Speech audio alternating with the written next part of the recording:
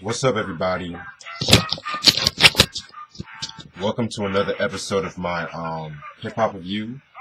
Happy New Year and stuff like that. Yeah, this is technically my first review of the year. So glad about that. Thank you guys so much love on the vinyls and CDs, rarities and bullshit edition. Thank you guys so much for the love on that one. I'm just gonna tell you guys this right now. These first 2 months, these reviews, man, you guys cannot miss. Like I'm gonna do a lot more live reviews. I'm not gonna do a lot of reviews at nighttime, and stuff like that. I'm gonna try to make some schedule, do some more throughout the day and stuff like that. Cause I do be getting tired myself. Sometimes I be getting off work maybe like midnight, knowing damn well I got a paper I gotta do, then do the live review and shit like that. And so yeah, I'm trying to get better with my sleep pattern a little bit too. So yeah, trying to get better with my sleep pattern. Give me 1 second.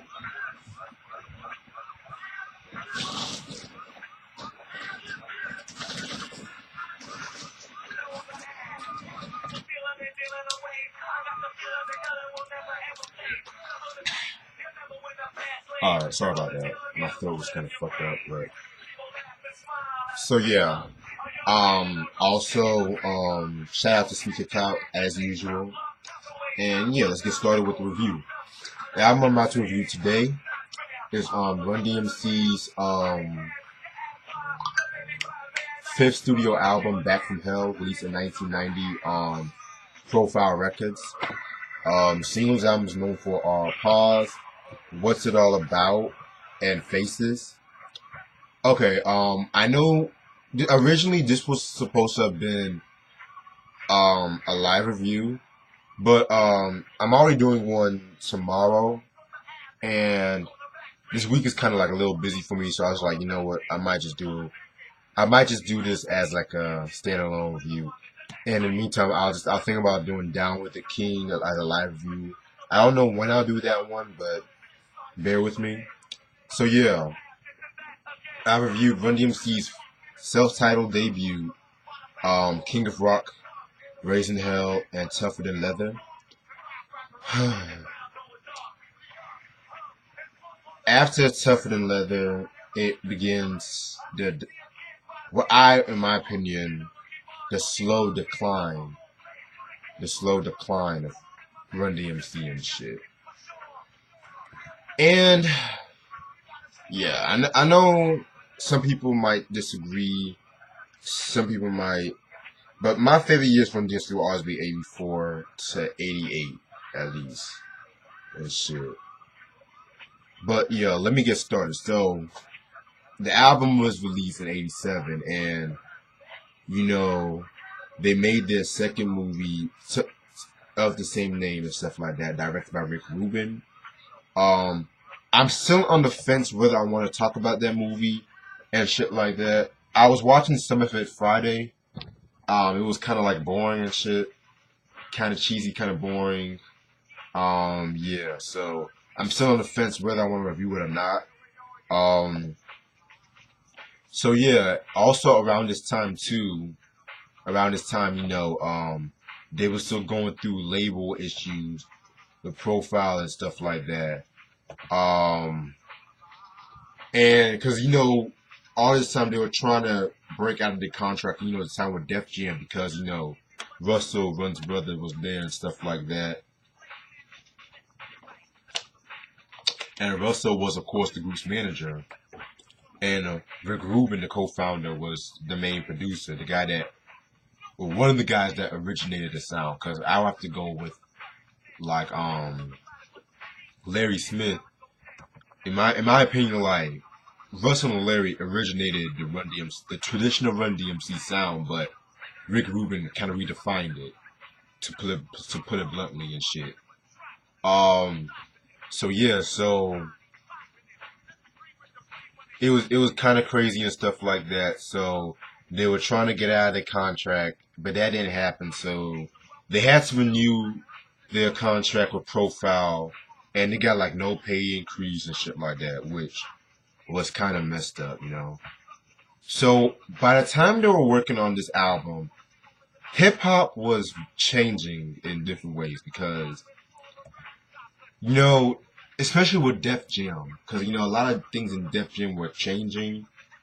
Like the Beastie Boys dropped Paul's Boutique in '89, which I'm going to talk about either probably next week. I'm going to talk about that next week.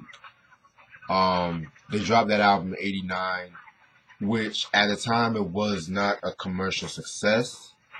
It was not a commercial success by any means, but it was revolutionized sampling. More info on that. What else? Def Jam signed Public Enemy, of course. You know, Public Enemy was doing their thing, and you know, it offered like a more Afrocentric view of hip hop and stuff like that. You know, conscious hip hop was on the rise. You know, um, LL Cool J, he had a slout. You know, he had a little. Now, Walking with the Panther kind of declined him a bit, but then he had a comeback of sorts in 1990 with Mama Said Knock You Out. Also, you know, you had other, like the West Coast, you know, were doing their thing, you know, with the whole, of course, gangster rap was rising at that time too, and then you had Hammer. So Run-D.M.C were kind of, you know, had like, begin with the Tougher Than Leather, you had like all that competition and shit like that. And, you know, they were also going through, you know, personal problems as well. They were going through personal problems as well, you know. DMC, he became like a drinker. He became a heavy drinker at that time, and he got in a car accident. He got in a car accident, and he was shot at. He was shot at and shit like that. You know what I'm saying? And he's, of course, you know, he survived the shooting, of course. Um, Run, he was going through depression, and he was suicidal and stuff like that. And around '89 or 1990, actually, especially I think it was either 1990 or 1991, he was actually accused of rape. He was accused of rape at that time too. So, um, but those charges were dropped because he was not in the same state as the witness and shit like that. So, yeah. And so when they were working on this album, you know, New Jack Swing, you know, New Jack Swing was popular at that time too, and they want, you know, they want to come back. They want to come back swing. They want to come back, you know, bigger than ever. So a lot of these songs. Oh, I forgot. Before I get into that, Jam Master Jay, he was actually he thought the group was going to break up at this time, so he was actually about to form another group with the Beastie Boys DJ Hurricane, and a couple other cats, and they want to call themselves the Afros and shit. So yeah, I forgot to mention that. So yeah, so that time they with this album they wanted to mix like New Jack Swing with their music, wanted to have like a street edge with it, and this is as evident because like the first single Pause was released first as part of like the Ghostbusters, like a part of the Ghostbusters 3, if I'm not mistaken. Yeah, Ghostbusters 3 soundtrack too and stuff like that. So yeah.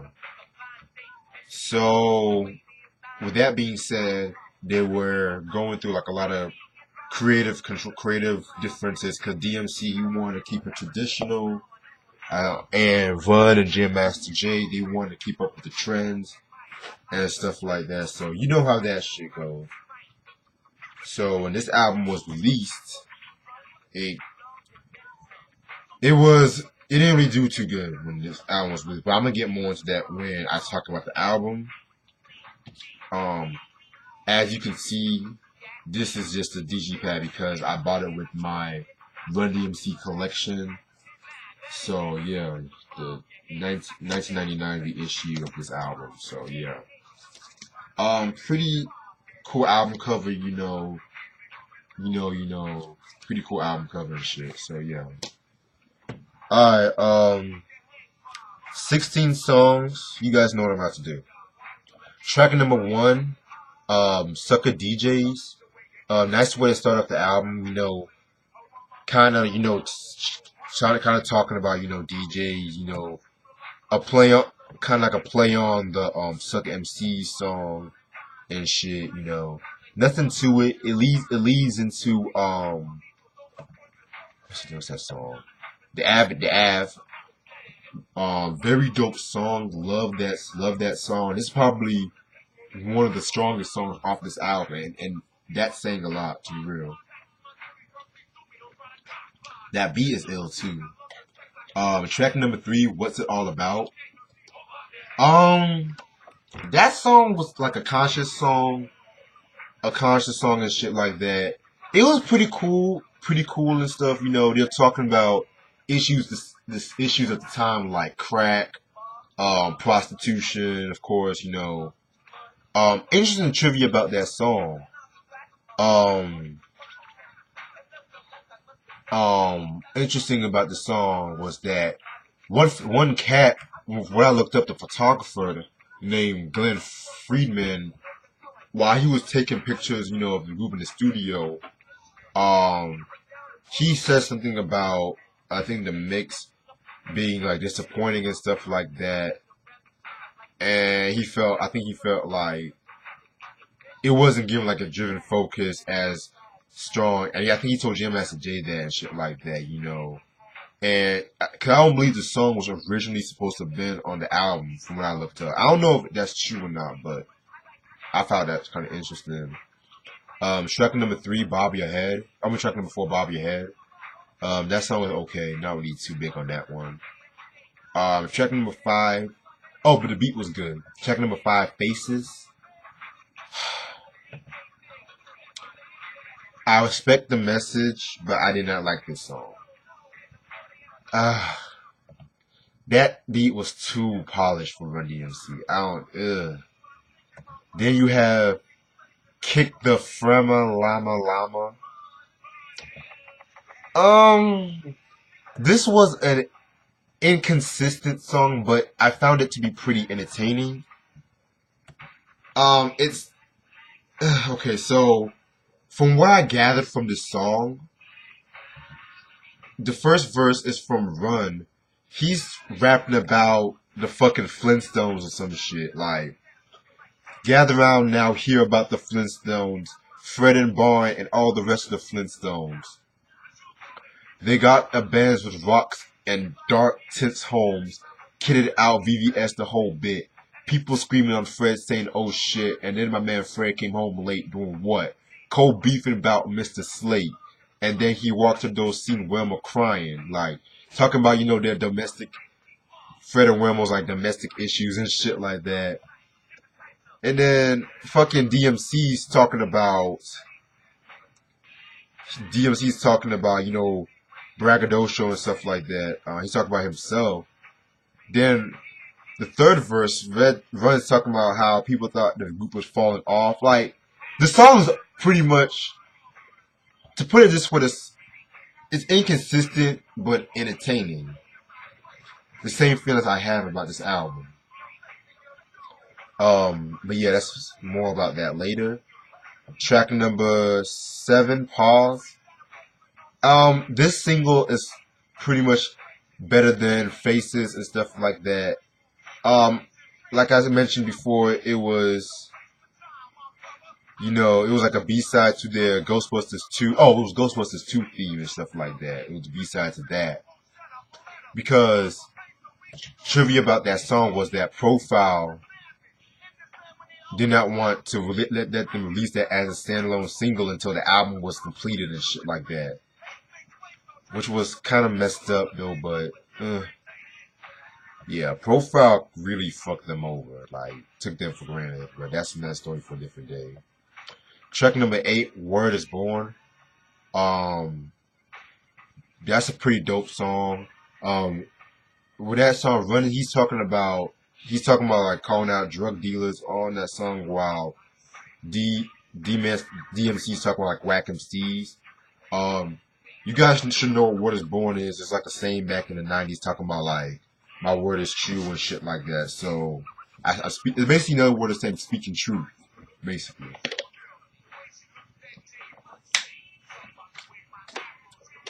Next song, Back from Hell. That's a pretty solid song as well. It's talking about what I got from Back from Hell is talking about inmates from prison and shit like that, escaping and shit. The remix with Chuck D and Ice Cube. Oh my god.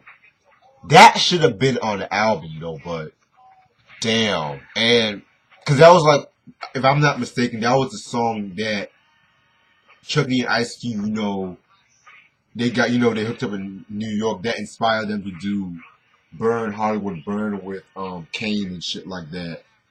So yeah, very dope remix and shit. Track number 10, Don't Stop, I Don't Like. Track number 11, Groove to the Sound. That's probably my favorite song off the album. That beat is so ill and shit like that. And that's another thing too. Jam Master Jay, he actually does some singing on this album and stuff. Yeah, Groove to the Sound. It uses the Bob James sample, which they've used a couple of times and stuff. Track number 12, Pee Upon a Tree. Pee Upon, which is a skit with DMC peeing outside of trees. It's stupid. Which leads to Naughty, which was trash. Track number 14, Living in the City. A self-explanatory song, which DMC solo. It's forced. It's a pretty forced song to be real. And shit. Like, yeah, it's pretty forced. And the last two tracks, Not Just Another Groove and Party Time, I didn't like those tracks, to be real, so. Alright. To put it bluntly, this is not.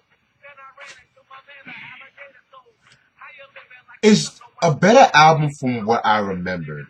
It's not one of the best albums. It's mediocre and stuff because a lot of Run-D.M.C was chasing too many trends and stuff.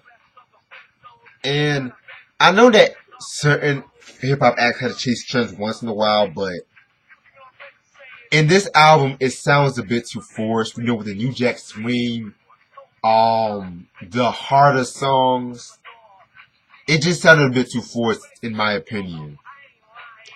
With Tougher Than Leather, with that album, it was a more comfortable, they were more comfortable, they were in their groove and shit like that.